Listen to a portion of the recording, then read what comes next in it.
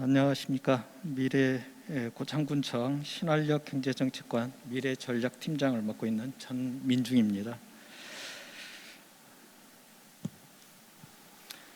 시작하기에 앞서 이렇게 인구 소멸에 대해서 고민할 수 있는 좋은 자리를 마련해 주신 CBS에 감사를 드립니다. 저희 고창군에서 발표해 드릴 것은 서울 시니어스 타워 기업 유치를 통한 인구 감소 대응 우수 사례에 대하여 말씀드리도록 하겠습니다.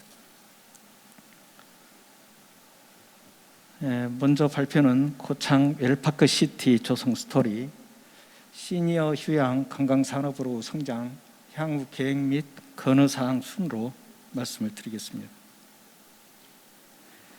먼저 서울 시니어스 타워 유치를 통한 국내 최대 은퇴자 마을 고창 웰파크 시티 조성 스토리입니다. 고창군은 전 지역이 유네스코 생물권 보존 지역으로 사람과 자연이 가장 아름다운 유네스코 생물권 보존 도시입니다. 일반 현황은 자료를 참고해 주시기 바랍니다. 고창군은 81.99km의 해안과 내륙이 공존하고 있는 도시 지역으로 선운산, 그다음에 고창읍성과 고인돌, 게르마늄 온천, 상하 농원과 갯벌 등 다채로운 관광 테마를 보유하고 있는 남사르 습지 도시입니다. 또한 새만금 개발 사업과 노을대교 건설 확정으로 서해안 관광 거점 도시로 변화하고 있습니다. 다음은 고창군 고민입니다.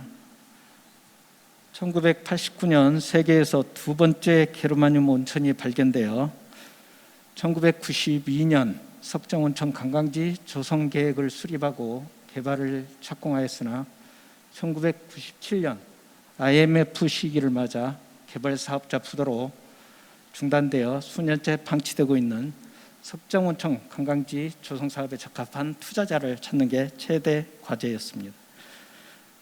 고창 웰파크 시티 관광지 조성 개요는 자료를 참고해 주시기 바랍니다.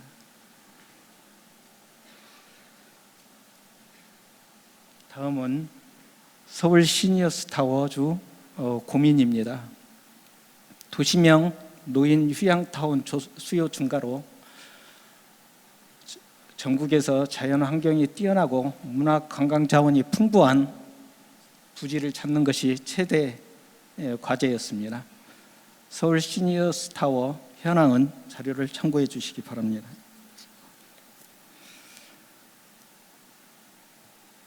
다음은 서울 시니어스 타워와 협력하여 의료, 관광, 휴양이 한 번에 가능한 관광산업 선도를 하게 된 성장 스토리에 대해서 말씀드리겠습니다.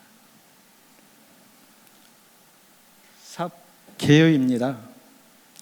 은퇴자 마을 고창형 웰파크 시티 조성을 목표로 관광과 레저를 동시에 즐길 수 있는 가족형 관광지 조성, 은퇴 후 지속적인 관리를 받을 수 있는 시니어 휴양타운 조성하는 방향으로 추진하였습니다.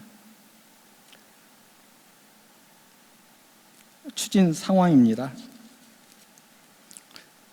2008년 서울 시니어스 타워와 투자 MOU를 체결하고 2009년 석정온천 관광지 조성 사업을 착공하여 2022년까지 석정 웰파크 CC, 석정 휴스파 온천 개장, 온천 휴양병원 준공, 389세대의 노인 복지 시설을 개원으로 국내 최대 시니어 휴양 관광 산업으로 성장하게 되었습니다.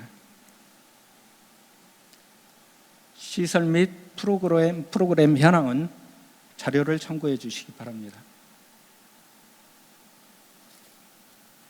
추진 성과입니다.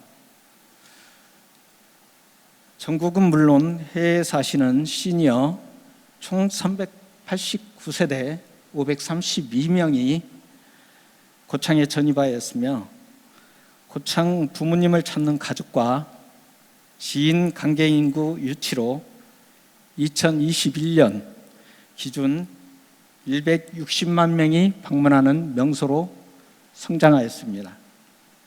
또한 고용인원 총 500명 중 450명이 고창 군민 채용으로 일자리를 창출하였으며 지방 세수 증가에도 기여하였습니다.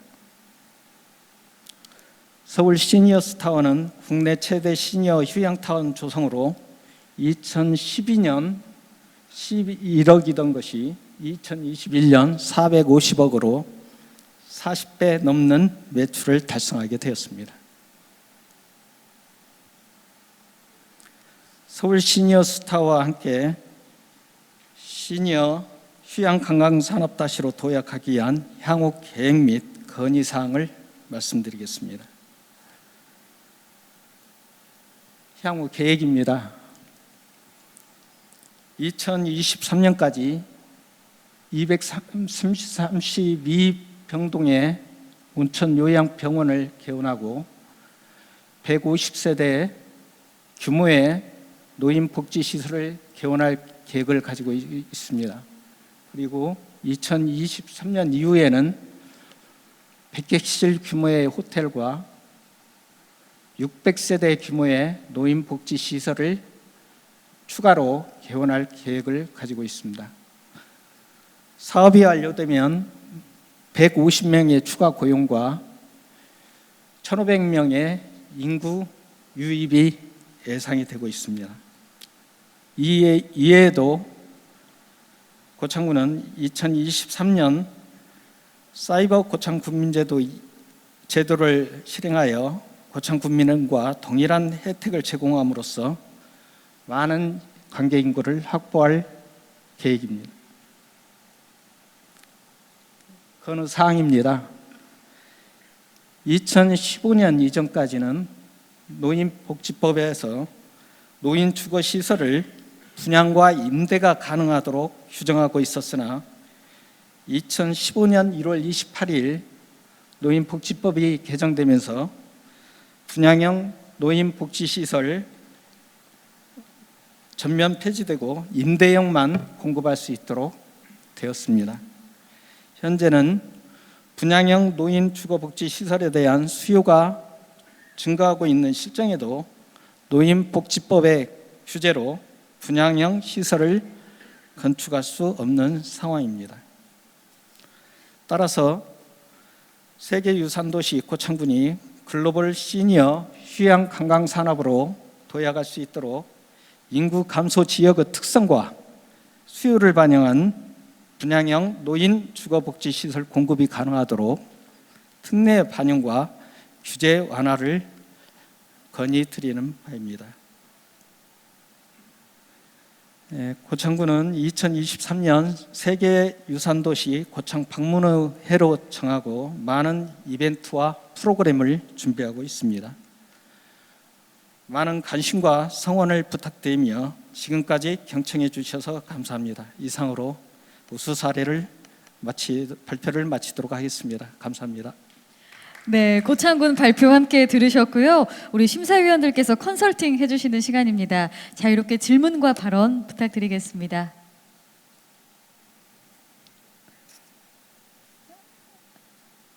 네, 우리 씨앗의 김주영 대표님.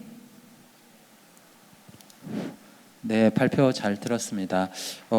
사실 이제 저는 뭐 시니어 쪽 뭐 문제에 대해서는 그닥 뭐 잘 알거나 그러지는 않는데 이제 어쨌든 세대가 문제라는 것들이 뭐 이제 다 따로 떨어져 있는 문제라기보다는 서로 다 연결되어 있고 이제 통합적으로 해결해야 되는 부분이라고 생각을 합니다. 그래서 이제 이게 어쨌든 시니어와 관련된 부분들을 좀 대표적으로 하셨지만 각 세대 간이 갖고 있는 어떤 문제들을 좀 함께 고려를 하는 부분들이 좀 필요하지 않을까 싶고 이게 어떤 이제 기업을 유치하거나 이제 이런 부분들이 이제 지역 사회에 새로운 어떤 창업과 연결이 되고 지역 사회에 있는 주민들이 좀 주도적으로 참여할 수 있는 그리고 뭐 개인뿐만 아니라 마을 공동체나 기존의 지역에서 활동하고 있는 여러 지역 기반한 조직들, 개인들이 좀 참여할 수 있는 부분들이 좀 이런 활동들에 좀 유기적으로 연결될 수 있는 그런 부분들에 대한 고민도 함께 부탁드리도록 하겠습니다. 예, 알겠습니다. 예. 저희도 저희 고창군에 그 터미널이 고창 읍내에 있는 터미널이 지금 그 사업자분이 더 이상 운영을 못하겠다는 그런 선언을 냈어요. 그래서 저희 고창군에서도 많은 고민을 가지고 있다가 지금 그쪽을 청년들이 거기에서 소통할 수 있는 그 거점 공간으로 육성하고 그런 그 청년들의 공간과 더불어 거주할 수 있는 공간까지 이렇게 마련하자는 그런 제안이 있어가지고 지금 저희가 국토부에 그런 사업을 지금 공모 신청 중에 있습니다. 그래서 그 부분이 선정이 된다 그러면 고창군의 중심 지역에 청년들이 가장 많이 이렇게 집계할 수 있고 각자의 목소리를 낼 수 있는 그런 공간이 확보되리라고 생각합니다. 좋은 말씀 감사드립니다. 네, 감사합니다. 혹시 더 해주실 분들 있으실까요? 네, 우리 전영수 교수님. 예, 설명 잘 들었고요.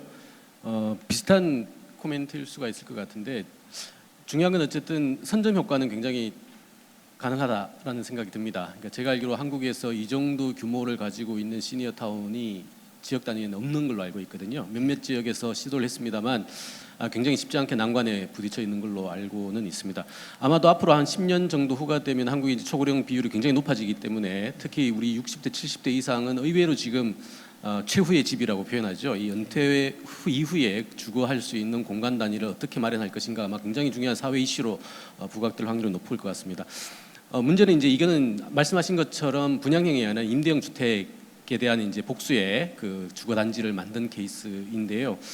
결국 이제 핵심은 그런 것 같아요. 이게 추가적으로 더 확산이 되고 확장이 되면서 이제 완전한 이제 정주행의 방식으로 하나의 마을 빌리지가 이제 만들어지는 것들이 굉장히 중요하죠. 서구 개념으로 생각한다면 아마 CCRC 정도가 궁극적으로 지금 단계에서는 조금 지향을 해야 되는 문제가 아닌가라는 생각이 드는데 그러려면 아까 우리 김 대표님 말씀하신 것처럼 설명이나 이 내용을 들었을 때는 뭐 마치 이렇게 섬처럼 보인다라는 이미지가 좀 있어요. 그러니까 그 해당 거점 안에서는 굉장히 잘 지금까지는 만들어지고 있는데 이게 조금 더 확산이 되고 안에서 피가 잘 돌려면 결국 지역 사회와의 융합이라든가 연계가 굉장히 중요할 수밖에 없거든요. 근데 지금 하고 있는 것은 전적으로 외부에서의 자본이 들어와 가지고 거대한 어떤 공간들을 만들고 그 안에서 정작 지역 단위에서는 섬 바깥에서 이 섬을 바라보면서 단순한 직고용 일부는 제외하고는 지역 사회 안에서의 그 어떤 그 연계나 이런 것들이 조금 적은 거 아닌가. 그래서 좀 순환 경제를 위해서 지역 사회의 자원이라든가 지역 사회의 여러 가지 어떤 그 내용들이 같이 결부가 돼 가지고 소프트웨어로서 실제 잘 안착할 수 있는 연착륙할 수 있는 구조들을 조금 더 강화하면 이 내용들이 좀 더 커지는데 훨씬 더 큰 아마 경쟁력이나 혹은 설득력을 갖출 수 있을 것 같아요. 특히나 뭐 요즘 기업 단위에서는 ESG 신경 많이 쓰잖아요. 지역에서 신경 쓰는 게 이제 SDGs라면 결국 지역 사회와 같이 갈 수 있는 구조들을 전면에 내걸어야 앞으로 아마 중앙에 기금을 따든 균특 회계를 받든 이런 방식에서 굉장히 유리한 고지에 서지 않을까라는 생각을 합니다. 예. 좋은 말씀 감사드리고요. 네, 우리 이어서 양성일 교수님도 해주시겠습니다. 예, 설명 잘 들었고요. 또 위원님들 뭐 굉장히 맞는 지적을 해주신 것 같아요. 그러니까 이게 이렇게 대단히 대규모의 이런 일종의 실버타운인데요. 실버타운이 만들어지면 결국은 그 지역이 고립될 가능성도 상당히 있거든요. 사실 보면 그런 점에 있어서 좀 신중하게 좀 고민을 하셔야 될 게 있을 것 같고요. 또 하나는 이제 이 뭐 법률 관련해서는 좀 한번 더 고민을 해보셔야 될 게 있을 것 같아요.